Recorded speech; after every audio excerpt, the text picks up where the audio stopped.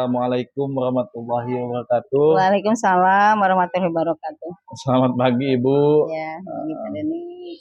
Terima kasih ya Ibu ya atas izin dan waktunya yang diberikan. Saya di sini ingin mewawancarai gitu ya perihal dilema etika dan pengambilan keputusan. Di sini adalah salah satu tugas dari CGP, yaitu mewawancarai 3 kepala sekolah, salah satunya kepala sekolah saya sendiri yaitu Ibu Haji Awang. Dimohon nanti Ibu berkenan untuk menjawab pertanyaan-pertanyaan yang saya berikan dengan pengambilan keputusan dan dilema etika. Yang pertama, selama ini bagaimana Ibu dapat mengidentifikasi kasus-kasus yang merupakan dilema etika atau bujukan moral? Iya, baik. Di berbagai sekolah yang Ibu alami itu memang banyak sekali permasalahan yang sering dihadapi oleh seorang kepala sekolah ya, oleh Ibu.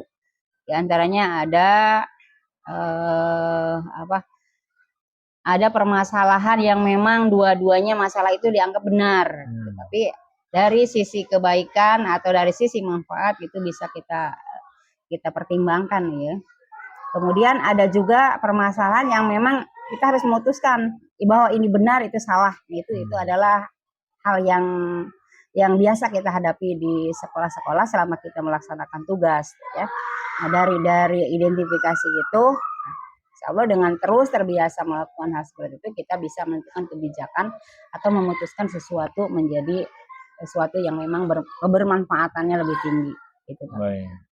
Jadi dengan cara kebermanfaatannya ya Bu ya? Iya. Beda-beda tiap-tiap kasus itu. Selanjutnya selama ini bagaimana Ibu menjalankan pengambilan keputusan di sekolah, terutama untuk kasus-kasus di mana ya tadi ya Bu ada dua kepentingan yang sama-sama benar, sama-sama mengandung kebajikan. Ya tentunya kita yang pertama harus memikirkan bahwa masalah itu nilai kebaikannya seberapa tinggi gitu ya. Kemudian kemanfaatan untuk masyarakat umum atau untuk orang banyak itu seberapa besar. Yang ketiganya apakah bertentangan tidak dengan aturan yang ada. Nah ini harus betul-betul kita teliti, kita telaah sehingga keputusan yang kita ambil itu benar-benar tepat. Ya, jadi yang pertama adalah kebermanfaatannya gitu ya. Yang kedua apakah bertentangan dengan aturan atau tidak. Nah sehingga dari dua sisi ini bisa kita putuskan kalau bahwa permasalahan yang harus kita putuskan itu adalah permasalahan yang keduanya bisa terakomodir. Satu, kebermanfaatannya lebih luas, yang kedua tidak menentang aturan. Baiklah.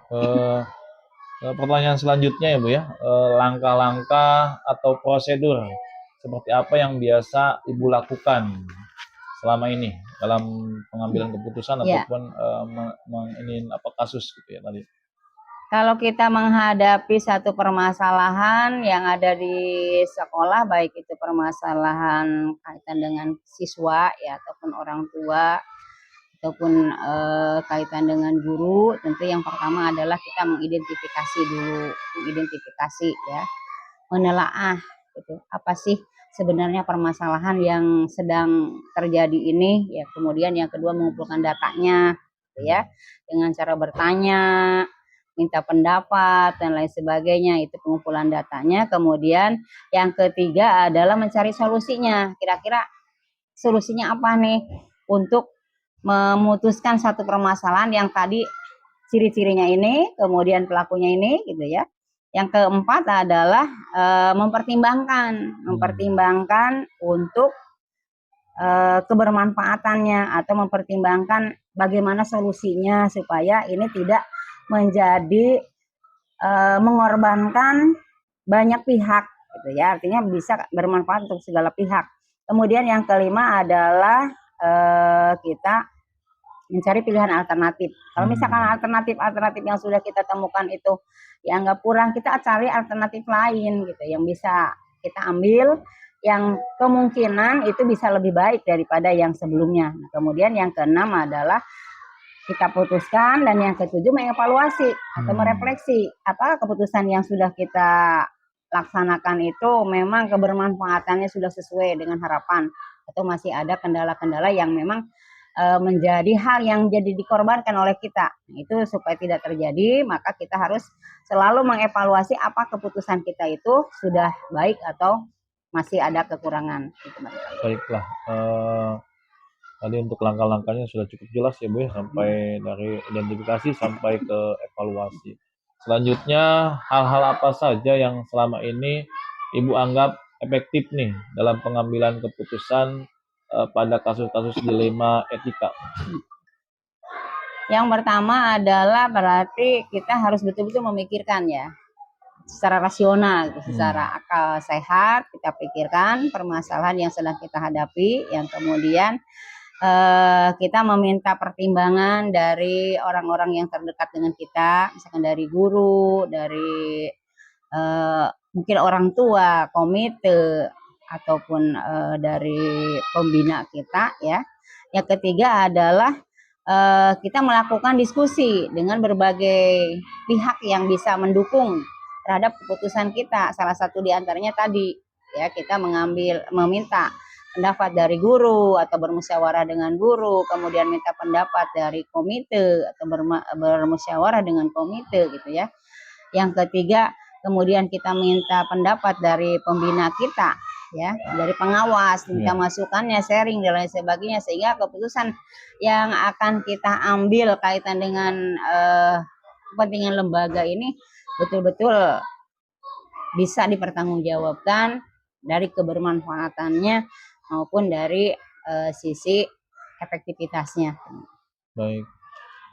Selanjutnya lagi, hal-hal apa saja yang selama ini merupakan tantangan dalam pengambilan keputusan pada kasus-kasus dilema etika?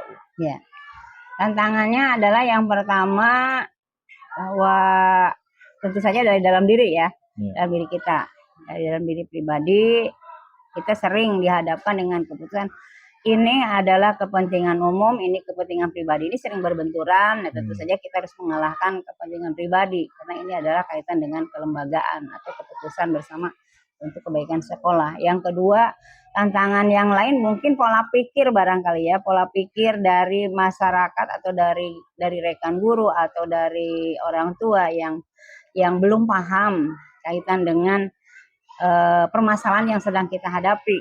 Itu juga menjadi satu tantangan ya. Yang ketiganya adalah aturan yang membatasi, itu kadang-kala menjadi tantangan kita. Di satu sisi kita ingin bergerak tidak sesuai aturan tadi, tapi keberpihakan kepada kemajuannya sangat tinggi.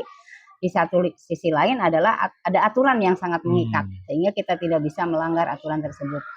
Baik, jadi itu ya tantangannya cukup memang biasa ya di sekolah seperti itu ya Bu, terutama kepentingan dengan orang tua seperti itu. Selanjutnya, apakah Ibu gitu ya memiliki sebuah jadwal tertentu dalam sebuah penyelesaian kasus dilema etika? Apakah Ibu langsung menyelesaikan di tempat atau memiliki sebuah jadwal yang menyelesaikannya? Bentuk atau prosedurnya seperti apa yang akan dijalankan, Bu? Ada tergantung dari permasalahan yang kita hadapi. Kalau permasalahan itu memang ringan, gitu ya, itu tantangan itu ringan, itu tidak harus terjadwal. Artinya dalam waktu 1 atau 2 hari bisa langsung kita putuskan, kita ambil keputusan. Akan tetapi ada permasalahan atau ada tantangan yang memang harus melibatkan orang banyak. Nah, itu harus kita jadwal. Misalnya ada kegiatan yang ingin kita sampaikan dan itu adalah satu tantangan yang harus kita putuskan berkaitan dengan menyangkut kepentingan orang banyak gitu ya. Makanya itu terjadwal misalnya dalam kegiatan rapat komite. Nah, itu adalah satu tantangan yang harus kita pecahkan gitu ya secara terjadwal melalui rapat komite atau rapat orang tua murid gitu ya. Baik, jadi tadi ya Bu ya, untuk yang terjadwal mungkin kayak semacam program sekolah seperti Ya, ya Bu ya. betul. Kalau ya jadi tergantung dari tingkat kasusnya ya Bu ya. Tingkat kasusnya. Nah, jadi kalau emang yang terprogram ya biasanya kita dari awal tahun ajaran memang untuk membuat tadi rapat semacam seperti itu. Selanjutnya, adakah seseorang atau faktor-faktor yang selama ini mempermudah dan atau membantu Ibu dalam pengambilan keputusan dalam kasus-kasus dilema etika, Bu? Ya. Banyak sekali orang yang terlibat membantu untuk menyelesaikan dilema etika itu ya. Di antaranya adalah tadi bahwa kita kalau misalkan dilema itu berkaitan dengan orang tua murid, dengan kebijakan kita kaitan dengan pengembangan sekolah, tentunya adalah komite sekolah menjadi mitra kita yang membantu. Kemudian kaitan dengan edukatif atau pembelajaran, kita tentunya bisa sharing dengan pengawas. Pengawaslah yang bisa membantu kita ya untuk menyelesaikan dilema etika tadi. Dan kaitan dengan yang lainnya tentu saja guru sebagai rekan kerja yang terdekat. Itu bisa kita jadikan sebagai partner untuk mendapatkan mendapatkan masukan dari para guru atau staf untuk memecahkan permasalahan atau dilema yang sedang kita hadapi. Jadi banyak ya, banyak orang yang bisa terlibat, termasuk orang tua sendiri sebagai potensi yang bisa kita jadikan sumber pengembangan sekolah. Nah, itu bisa dijadikan sebagai tempat untuk mempermudah ya, memecahkan dilema yang sedang kita hadapi. Baiklah, banyak sekali ya Bu ya tadi faktor-faktornya, mulai dari komite, kemudian dari pengawas juga, dari rekan guru, termasuk dari orang tua, itu bisa mempermudah, membantu dalam pengambilan keputusan. Selanjutnya, dari semua hal yang Ibu sudah sampaikan, pembelajaran apa yang Ibu petik dari pengalaman dalam mengambil keputusan dilema etika, Bu? Ya. Jadi dari berbagai macam permasalahan yang sering kita dihadapi di sekolah, baik itu kaitan dengan edukatif, ya, kaitan dengan kesiswaan, kemudian dengan hubungan dengan masyarakat atau orang tua murid, tentunya adalah hal yang bisa dipilih satu-satunya cara yang paling efektif adalah musyawarah. Jadi kita ambil cara yang paling tepat sebelum kita memutuskan satu permasalahan dilema yang harus kita putuskan, kita ambil kesepakatan itu dengan cara musyawarah dengan orang-orang tadi yang bisa mempermudah kita. Nah, jadi itu adalah salah satu. Jadi musyawarah itu sangat penting untuk mengambil satu keputusan atau kebijakan di sekolah. Baik, terima kasih atas jawaban dari pertanyaan-pertanyaan yang saya berikan.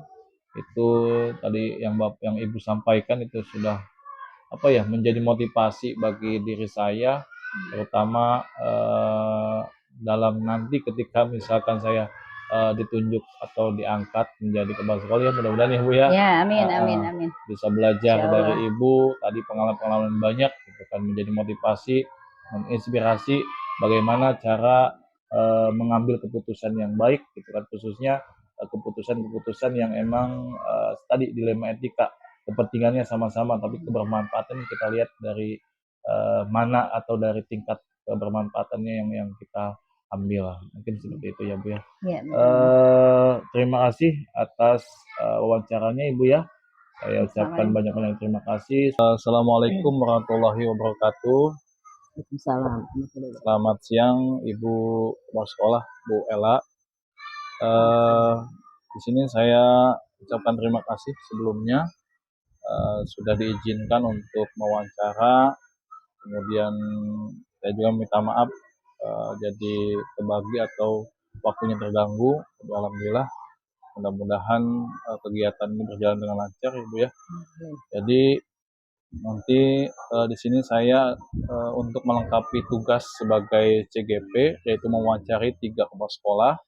Tadi salah satunya Ibu Kepala Sekolah Bu Haji Awang, kemudian yang kedua ini dari SD Bendung 1 yaitu Ibu Ella Susanti. Baik, itu selama ini bagaimana Ibu dapat mengidentifikasi kasus-kasus yang merupakan dilema etika, khususnya ya bisa di sekolah SD Bendung atau di sekolah yang sebelumnya. Silakan Bu. Ya.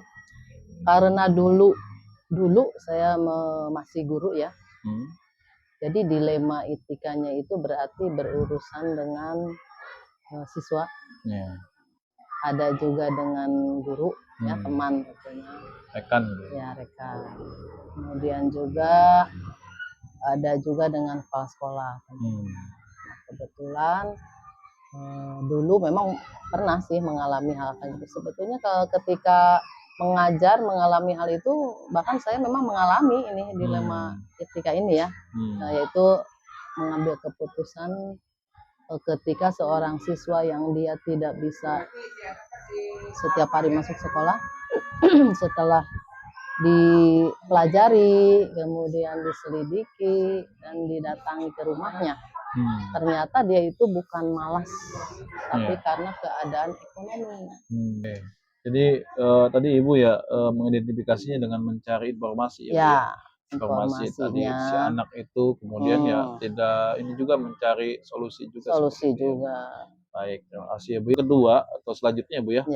Selama ini bagaimana Ibu menjalankan pengambilan keputusan nih? Pengambilan keputusan di sekolah ya, terutama semenjak Ibu menjadi kepala sekolah.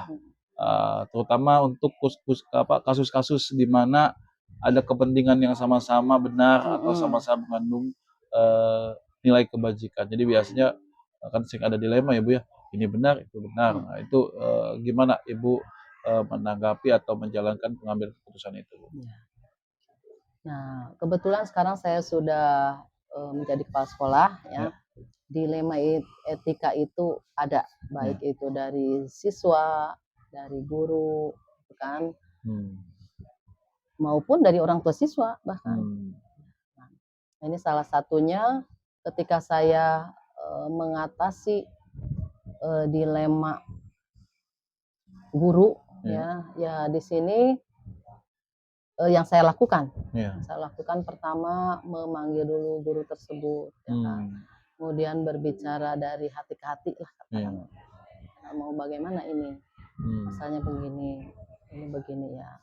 Akhirnya ketika saya tidak bisa mengambil keputusan sendiri, saya pun mengajak bicara atasan ya, pengawas, kemudian lebih atas lagi.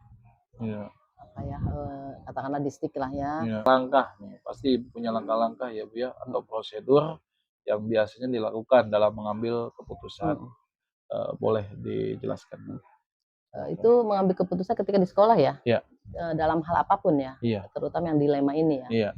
Nah, ketika ya seperti saya bilang beberapa dilema saya alami juga di sekolah ini, baik itu dari siswa, dari orang tua siswa maupun dari guru. Nah, bukan keputusan, apa langkah yang saya ambil pada waktu itu adalah mengajak bicara dari hati ke hati, yaitu dengan cara dipanggil, ketika orang tuanya dipanggil, ketika dengan anak atau siswa-siswa juga dipanggil, dengan gurunya juga dipanggil. Artinya kita bicara dari hati ke hati. Sebetulnya apa sih yang terjadi? Artinya di situ ada keterbukaan, ya kan? Kemudian ada kejujuran, sebetulnya apa yang terjadi atau sebetulnya sedang bagaimana atau mengapa. Nah, di situ ngobrol lah. Kemudian setelah itu barulah kita menganalisis ya. Menganalisis, oh begini. Kemudian mencoba mencari solusi. Selanjutnya hal-hal apa saja yang selama ini Ibu anggap efektif dalam pengambilan keputusan pada kasus-kasus dilema etika? Silakan Bu, yang efektif. Yang efektif, hal-hal apa saja yang efektif gitu? Ya. Untuk pengambilan keputusan.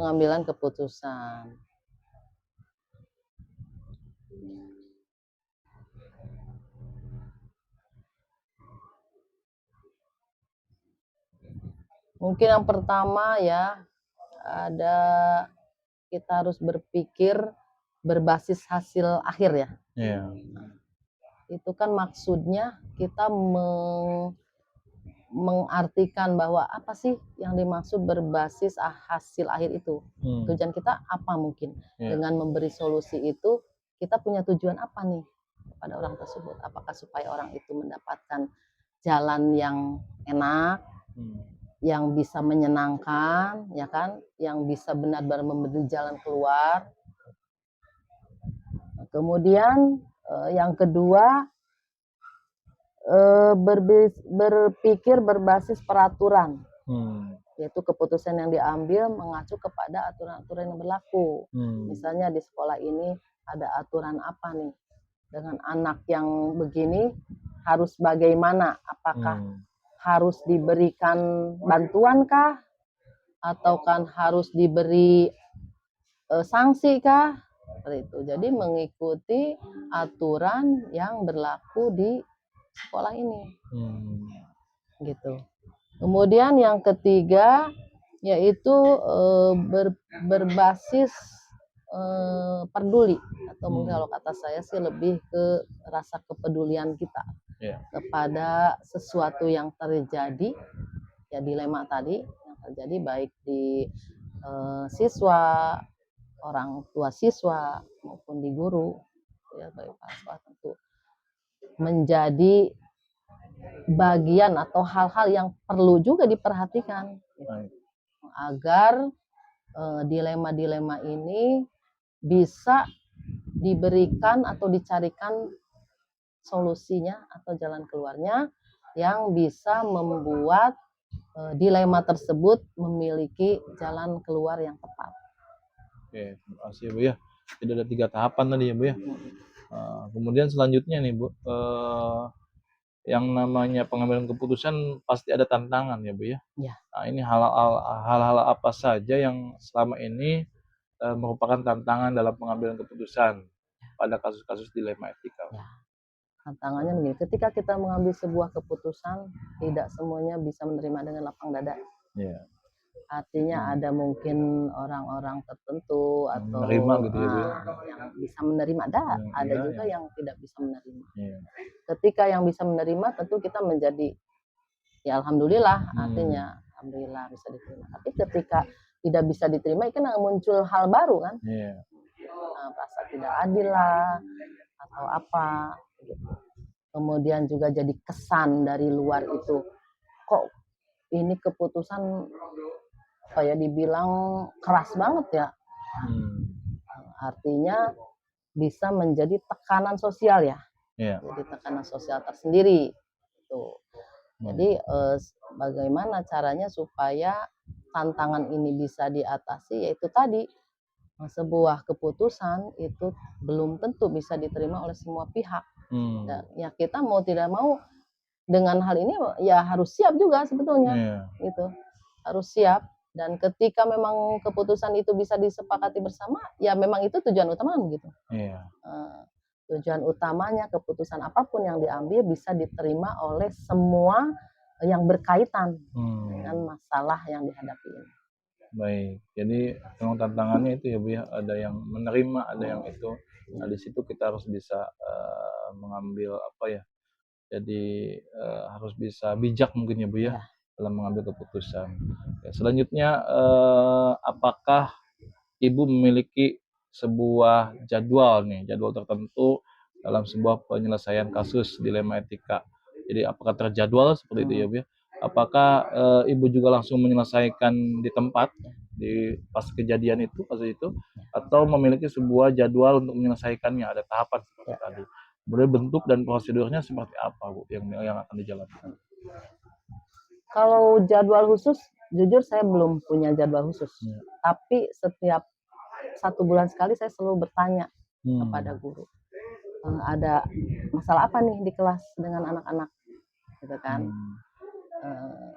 Jadi rutinitas pribadi aja itu mah, belum terjadwal secara khusus, belum. Ya bagusnya sih harusnya punya jadwal lah. Misalnya tiap 1 bulan sekali harus melakukan ini gitu kan, untuk mengetahui apakah ada dilema etika yang terjadi di sekolah, di kelas, maupun di lingkungan guru gitu kan. Ketika di rapat rutin seperti itu ya Bu ya? Disampaikannya. Oke. Selanjutnya adakah seseorang atau faktor-faktor apa yang selama ini mempermudah atau membantu Ibu dalam mengambil keputusan dalam kasus-kasus dilema etika? Yang mempermudah ya? Iya, yang membantu Ibu gitu. Yang membantu saya adalah kejujuran orang-orang yang berkaitan tersebut. Nah, itu juga membantu mempermudah mencari solusi. Kemudian juga tentukan siapa saja yang terlibat di dilema itu sendiri, agar kita bisa menggali lebih dalam kepada orang yang bersangkutan.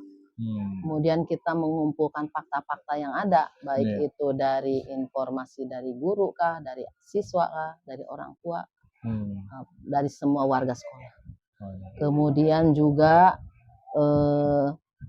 melihat apakah itu benar atau salah, untuk dicarikan jalan keluar. Kemudian juga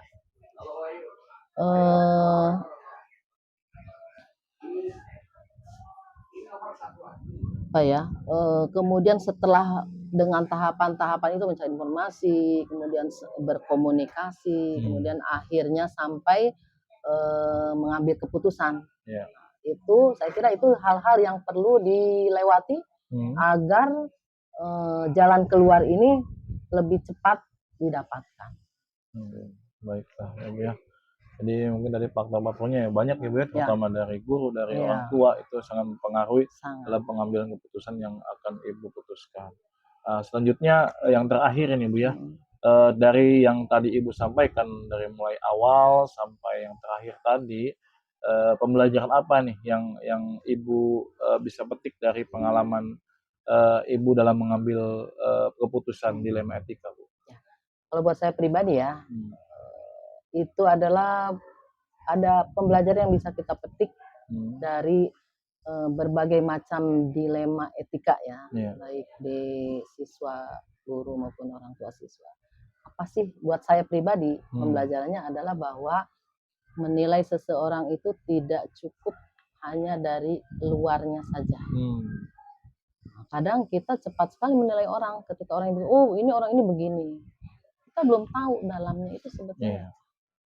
Jadi perlu kalau memang kita akan memberikan solusi atau jalan keluar, kita perlu menggali dong, supaya apa yang dilema yang dihadapi itu benar atau salahnya itu ketahuan dengan menggali informasi tadi dari berbagai pihak yang bisa atau berkaitan dengan dilema ini, gitu ya. Kemudian, ketika mau mengambil keputusan itu, kita juga tidak menjadi pribadi sendiri, ya enggak. Artinya ketika si A itu memang saya benci si A, saya harus melepaskan diri sebagai diri saya kan, harus menjadi orang lain dulu yang netral, tidak punya rasa. Artinya netral rasanya tidak ada rasa benci atau apa, benar-benar netral. Arti saya netral sehingga ketika mengambil keputusan itu tidak berat karena perasaan sendiri kan, gitu. Sehingga ketika mengambil keputusan itu benar-benar keputusan yang tidak ada rasa benci di hati. Mudah-mudahan bisa diterapkan khususnya oleh saya, kemudian oleh teman-teman dan rekan-rekan yang lainnya Bu ya. Terima kasih sebelumnya. Jadi saya juga tadi banyak belajar dari Ibu, dari cerita-cerita yang tadi tentang dilema etika. Mungkin memang semuanya juga pernah merasakannya seperti itu ya. Tapi ya gimana caranya kita bisa khususnya mengambil keputusan yang emang sebaik mungkin, yang bisa kebermanfaatannya itu yang lebih dari manfaat untuk orang-orang yang menerima. Assalamualaikum warahmatullahi wabarakatuh. Selamat sore Ibu.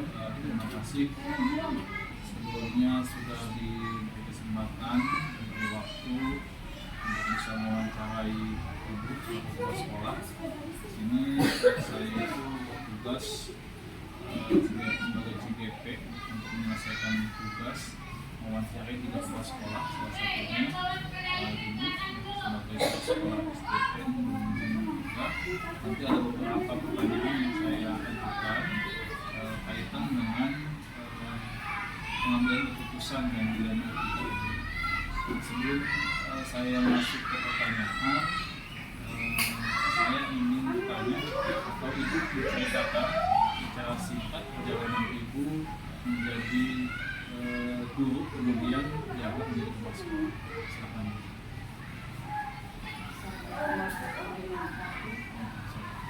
Terima kasih.